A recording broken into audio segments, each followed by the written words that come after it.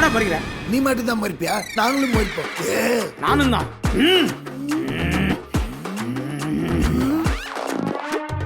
பாத்தியாடா, நான் மொச்சவன பையன் எப்படி பயந்து ஓடுறான்னு. நம்மள பார்த்தா பேயே பயப்படுவாங்க. இது அந்த பேயே கேட்டுக்கிட்டு தாண்டா இருக்கு. நினச்சி எழுதின கேரக்டர் வந்து ஒன்று வந்து சமந்தா மேம், இன்னொன்று வந்து த்ரிஷா மேம். நீங்கள் டைரக்ஷன் பண்ணி முடிச்சதுக்கப்புறம் என் படம் இப்போ வருமா அப்போ வருமா, உங்கள் வேலை என்னென்னா அந்த படைப்பு எடுக்கிறது, அதுக்கு உண்டான பொருளாக எனக்கு இந்த சினிமாலாம் நான் எடுத்து ஓரமாக வச்சிடுறேன். எனக்கு இது செட்டே ஆகாது சுத்தமாக, நான் வந்து இதை இது பண்ணிடுறேன்ப்பா அப்படின்னு.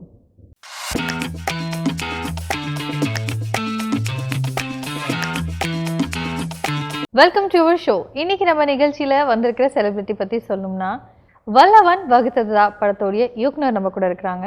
இந்த படத்தில் வந்து எல்லா ஆக்டர்ஸுமே மோஸ்டாகவே ஒரு நியூ கமர், ஒரு ஃப்ரெஷ் ஃபேஸை வந்து இன்ட்ரடியூஸ் பண்ணியிருக்கிறாரு. So fresh faces upcoming artist வச்சு இவ்வளோ ஒரு சூப்பரான கண்டென்ட்டோட நல்ல படம் பண்ண முடியுமா அப்படிங்கிறத வந்து எஸ் இட் இஸ் பாசிபிள் அப்படின்னு நிரூபிச்சிருக்கிறாரு.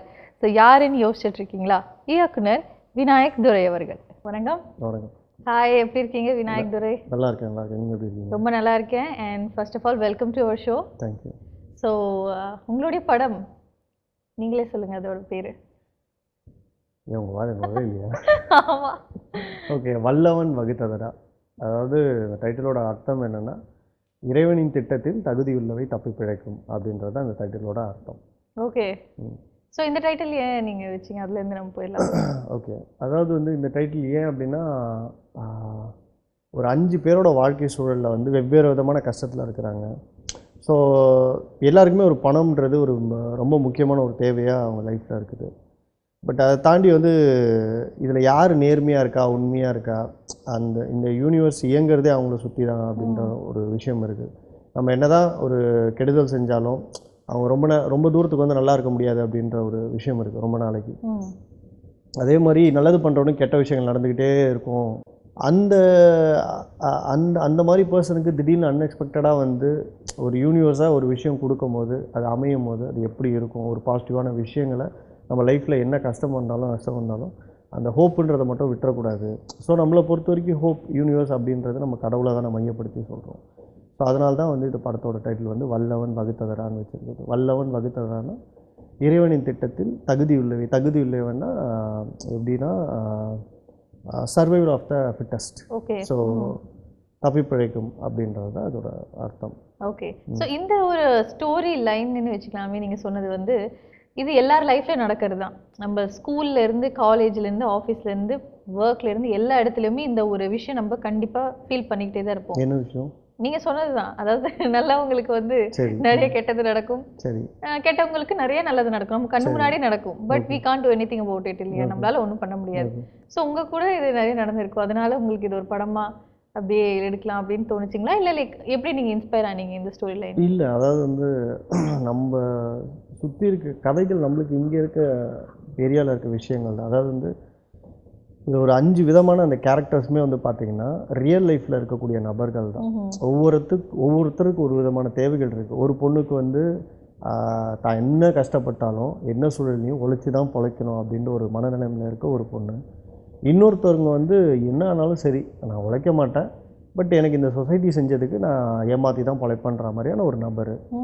இன்னொரு நபர் வந்து அவங்களுக்கு தொழிலே வந்து திருட்டு தான் அப்படின்ற மாதிரி அதை செஞ்சு, பட் அதில் அவனுக்கு ஒரு நியாயம் இருக்கும். பட் அவனுக்கே ஒரு விஷயம் தெரியாது, என்னென்னா அவன் செய்கிற திருட்டுகள் எல்லாமே வந்து மோசமானவங்ககிட்ட தான் அவன் திருடிட்டு இருக்கான்னு தெரியாமலே அவன் ஒரு திருடனாக இருந்துகிட்டு இருக்கிறான் அவன்.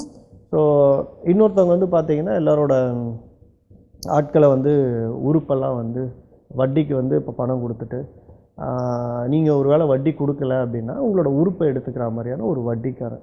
இது எல்லாமே நடந்த ஒரு விஷயங்கள் தான் ஆன் பேப்பரில். ஆமாம். இப்போது லைவாக கரண்ட்டாக நம்ம டே டு டே லைஃப்பில் நீங்கள் பார்க்குற விஷயங்களை தான் வல்லவன் வகுத்ததரால எடுத்துகிட்டு வந்துருக்கோம். அதை அப்படியே சொன்னால் உட்காந்து பார்க்க முடியாது. இதுதான் நான் பேப்பரில் பார்க்குறேன், டிவியில் பார்க்குறேன், இது ஏன்டா நான் வந்து 2 மணி நேரம் பார்க்கணுன்ற மாதிரி ஆகிடும். அதை எவ்வளோ சுவாரஸ்யமாக வந்து திரையில் சொல்ல முடியுமோ அதை நாங்கள் கொண்டு வந்து இதில் சொல்லியிருக்கோம். சூப்பருங்க, நல்லா இருக்குது ஒவ்வொரு கேரக்டர்ஸும். ஸோ இந்த கேரக்டர்ஸோடைய, அதாவது ரியல் கேரக்டர் நீங்கள் பண்ண காஸ்டிங்காக இருக்கட்டும், அது எல்லாருமே வந்து நியூ ஃபேஸஸ் தான். Most of them are new faces. So new faces ஏன் நீங்கள் சூஸ் பண்ணீங்க? What's the reason? பட்ஜெட் தான். என்னன்னா இப்போ எங்ககிட்ட ஒரு நல்ல பட்ஜெட் இருக்குன்னா, ஸோ இந்த கதைக்கு வந்து எழுதும் போதே நம்ம ஒரு கேரக்டர் வச்சு எழுதியிருப்போம். யார் என்ன நினச்சி நீங்கள் எழுதுனீங்க? ஓகே, எனக்கு நான் பர்சனலாக நினச்சி எழுதின கேரக்டர் வந்து ஒன்று வந்து சமந்தா மேம், இன்னொன்று வந்து த்ரிஷா மேம். இது நம்ம பட்ஜெட்டுக்கு இல்லை, அவங்க காம்பவுண்டில் கூட நம்ம போய் நிற்க முடியாது. ஸோ அவங்க 2 கேரக்டர் இருந்தாங்கன்னா இது வேறு ஸ்டாண்டர்ட். பட் நம்ம கற்பனை பண்ணுறதுக்கு எழுதுறதுக்கும் நம்மளுக்கு காசு தேவையில்லை இல்லையா? அதனால் இமேஜினேஷனில் அவங்க இருந்த ஒரு இது தான். ஸோ இப்போ எனக்கு என்னென்னா இந்த 2 விதமான இந்த 2 கேரக்டருக்கும் அதுக்கு ஜஸ்டிஃபிகேஷன் பண்ணுற மாதிரியான ஒரு நியூ ஃபேஸ், ஓரளவுக்கு ஒரு கொஞ்சம் தெரிஞ்சவங்களாக இருந்தால் நல்லாயிருக்கும் அப்படின்ற மாதிரி ஒரு இது வருது. அப்போ தான் வந்து அனன்யாமணின்னு சொல்லிட்டு வந்தால் ஸ்ரீதேவியில் பண்ணியிருக்காங்க. ஸோ அவங்க ஒரு இதுக்கு இது பண்ணாங்க. அப்புறம் ஸ்வாதி மீனாட்சின்னு சொல்லிட்டு இருப்பாங்க. ஸோ இன்னொருத்தர் ராஜேஷ் பாலச்சந்திரன் சொல்லிட்டு, ஸோ அவர் வந்து இறுதி பக்கம் இப்போ சித்தாலெலாம் வந்து அவர் தான் வந்து ஆக்டிங் ட்ரைனரும் கூட. ஸோ நாங்கள் எல்லாருமே ஒரே டீம் தான். என்னென்னா ஸோ அப்படியே அமைஞ்சுது. ஒரு சிலருக்கு மட்டும்தான் இதில் ஆடிஷன், பாக்கி எல்லாருமே பிரதர்ஸ் மாதிரி தான். ஸோ அதனால் வந்து அது எங்களுக்கு அமைஞ்சுது. ஸோ அதனால் நாங்கள் ஒரு 17 days 20 days ரிஹர்சல் போனோம் படத்துக்கு. ஸோ எடுத்தோடனே ஓகே காசு பண்ணிட்டோன்னு போகல, ஒரு 20 நாள் ரிஹர்சல் போனோம். ப்ராப்பராக ரிஹர்சல் போயிட்டு அதுக்கப்புறம் நாங்கள் ஷூட் பிளான் பண்ணோம். என்னென்னா இது ஒரு காம்பேக்டான பட்ஜெட்டில் பண்ண படம் தான். பட் எந்த விதத்துலையுமே குவாலிட்டியை நாங்கள் காம்ப்ரமைஸ் பண்ணிக்க விரும்பலை. ஸோ இது ஒரு நல்ல கேமராவில் தான் ஷூட் பண்ணோம், அலெக்ஸாவில் தான் போகணும். ஸோ அது எல்லாத்துக்குமே நாங்கள் இந்த எடுத்துக்கிட்ட கதைக்கு என்ன ஜஸ்டிஃபிகேஷன் பண்ண முடியுமோ பண்ணிக்கிட்டோம். பட் அதை தாண்டி இன்றைக்கி கான்டென்ட் தான் எல்லாமே. ஸோ கான்டென்ட் வந்து பார்த்திங்கன்னா இன்றைக்கி இங்கே வந்து மலையாள சினிமாக்கள் நல்லா ஓடிட்டுருக்கு. இன்றைக்கி உங்களுக்கு மஞ்சுமல் பாய்ஸ் நடித்தவங்க யார் என்னன்னு தெரியாது. பட் ஆனால் இங்கே மஞ்சுமல் பாய்ஸ் நல்லா போயிட்டு. ஸோ அதனால் வந்து திரும்ப வந்து என்ன ப்ரூவ் பண்ணியிருக்கு அப்படின்னா, மலையாள சினிமா இங்கே ஜெயிக்குதுன்னு பார்க்குறத விட ஒரு கண்டென்ட் இங்கே வந்து ஜெயிக்குது அப்படின்றதான் நம்ம இங்கே பார்க்கணும். ஸோ அதனால் வந்து கண்டென்ட் ஓரியன்டாக நீங்கள் போய் நிச்சயமாக பார்க்குறீங்க அப்படின்னா உங்கள் காசுக்கு இது ஒர்த்தாக இருக்கும். உங்களை படம் டிசப்பாயின்மெண்ட் பண்ணாது. சூப்பர். ஸோ இந்த மாதிரி ஒரு படம் நீங்கள் இப்போ எடுத்து முடிச்சிட்டீங்க. Like how satisfied are you? நீங்கள் ஹவு சாட்டிஸ்ஃபைனா வந்து டைரக்டராக ஐ எம் சாட்டிஸ்ஃபைட். ஸோ வந்து ஏன்னா நம்ம எடுக்கணும்னு நினச்ச படத்தை எடுத்தாச்சு. பட் ப்ரொடியூசராக வந்து எப்படா காசு வரும் அப்படின்ற மாதிரி உட்காந்துட்டு இருக்கோம், அவ்வளோதான். ஏன் டைரக்டராக ஒருத்தவங்களை சாட்டிஸ்ஃபை ஆகுறாங்க, பட் as a ப்ரொடியூசராக வந்து ஆக முடியலன்னா? Director both are the same team இல்லையா? இல்லை, எப்படின்னா வந்து ஸோ இது வந்து எப்படி சொல்லணும்னா, கிட்டத்தட்ட வந்து இப்போ உங்ககிட்ட ஒரு படைப்பு இருக்குது, அதை எடுக்கிறதுக்கு ஒரு பணம் தேவை இருக்குது. ஸோ அந்த பண தேவைக்காண்டி நீங்கள் ஒருத்தரை டிபெண்ட் பண்ணி அவங்கக்கிட்ட நீங்கள் கதையை சொல்லி ஓகே பண்ணி எடுத்துகிட்டு வந்து நீங்கள் பண்ணுறது வேறு. நீங்கள் டைரக்ஷன் பண்ணி முடிச்சதுக்கப்புறம் என் படம் இப்போ வருமா அப்போ வருமா, உங்கள் வேலை என்னென்னா அந்த படைப்பு எடுக்கிறது, அதுக்கு உண்டான பொருளாதார ரீதியான செலவுகள் எல்லாமே பார்க்குறது வந்து ப்ரொடியூசர் தான். ஸோ அவர் எல்லாத்தையுமே பார்த்துருவார், எல்லாமே வந்து முடிச்சிடுவார். பட் ஒரு டேரக்டராக உங்கள் படம் ஸ்க்ரீனில் வந்துடும். பட் அதுக்கு பின்னாடி ஒரு ஒர்க் இருக்குது இல்லையா? அதாவது வந்து உங்களுக்கு ஒரு KDM கீ இருக்குது க்யூப்பில், அந்த மாதிரி பலதரப்பட்ட க்யூப் TS அந்த மாதிரி விஷயங்கள்லாம் இருக்குது. எல்லாத்துக்கும் நீங்கள் பேமெண்ட் பண்ணணும். அந்த பேமெண்ட் பண்ணதுக்கப்புறம் தான் நீங்கள் ஸ்க்ரீனில் போய்ட்டு உங்களுக்கு படம் விடும். இங்கே எப்படி உங்களுக்கு வந்து காசு கட்டலைன்னா கேபிள் கட் ஆகுமோ அந்த மாதிரி தான். அதுக்கு நீங்கள் கேஷ் கட்டினா தான் உங்களுக்கு ஸ்க்ரீனில் விடும். அதுக்கு ஒரு அமௌண்ட் இருக்குது.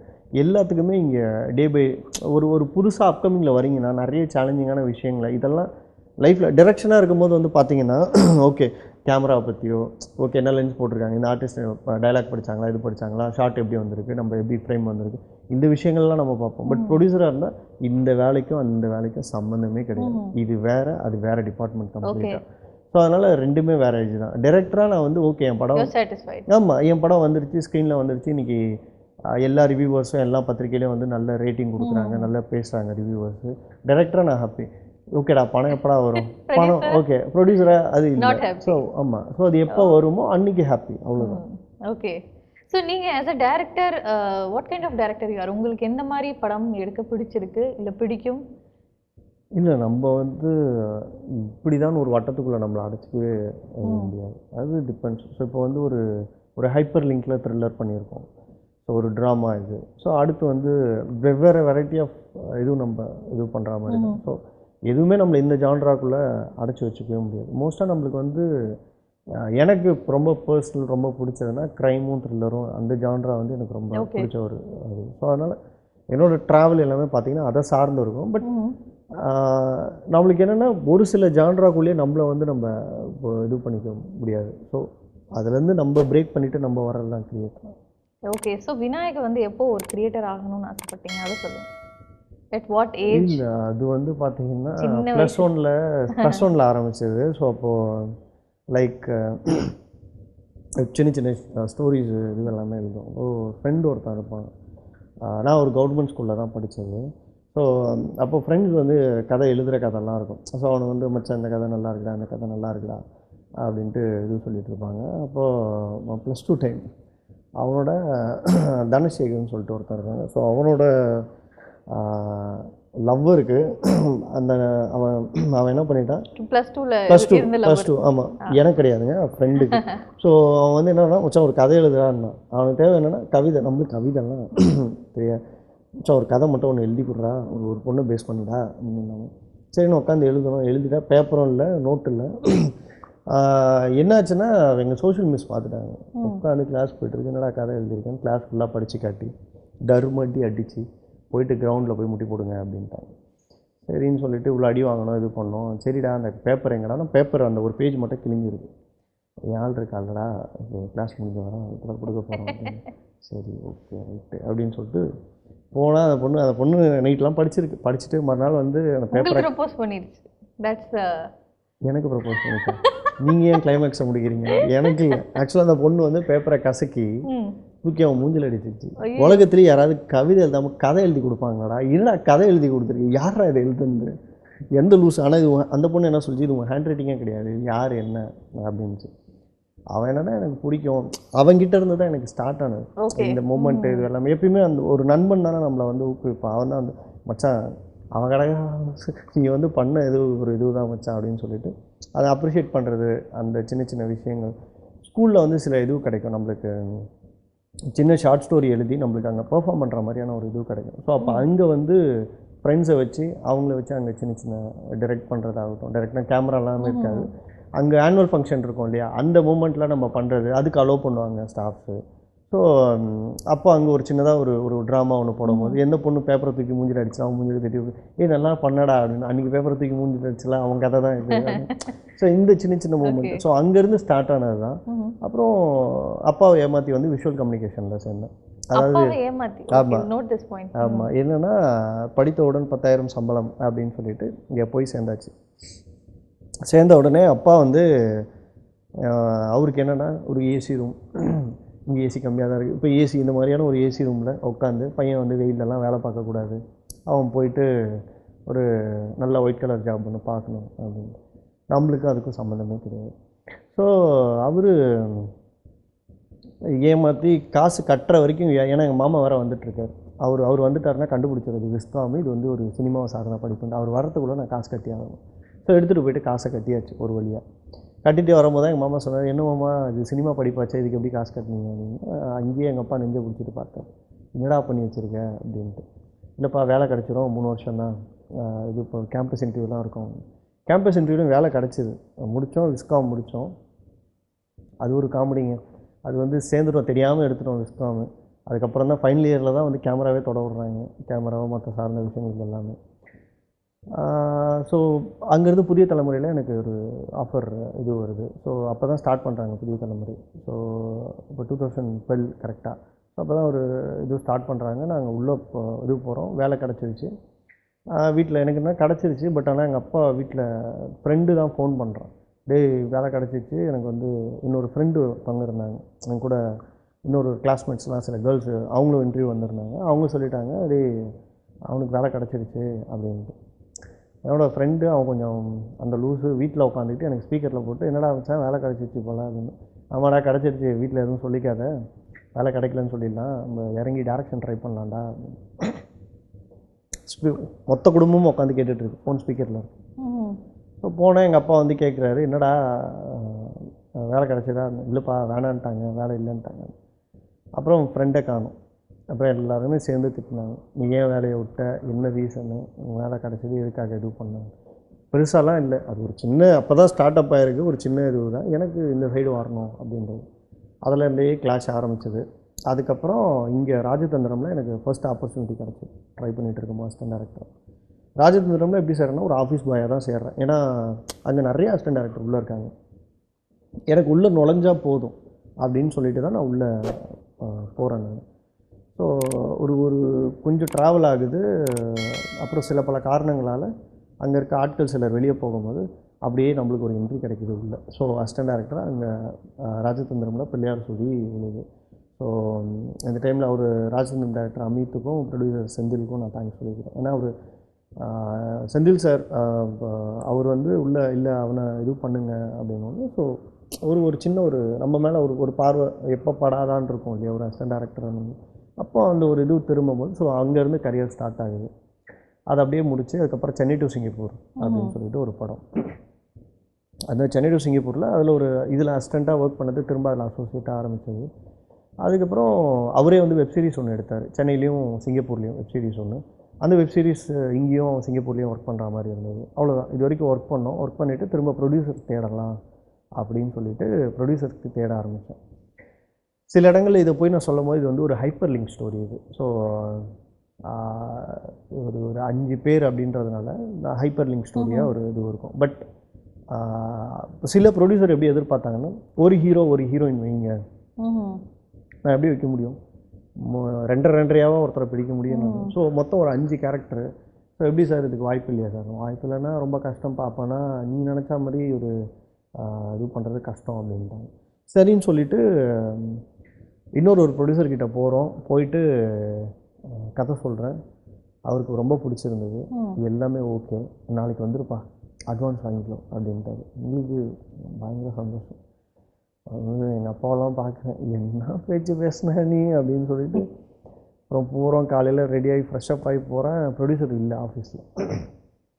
அப்புறம் 1 நாள் போகிறேன், 2 நாள் போகிறேன், ஒரு வாரம் போயிட்டேன் அவர் ஆஃபீஸ்க்கு. அவர் ஆள் இல்லை. அப்புறம் நான் போகிறத பார்த்துட்டு அவர் ஆஃபீஸில் இருக்க ஆஃபீஸ் போய் என்னை கூப்பிட்டு சொன்னாப்புல, ஆனால் நான் உங்ககிட்ட கொஞ்சம் தனியாக பேசலாமா அப்படின்னு.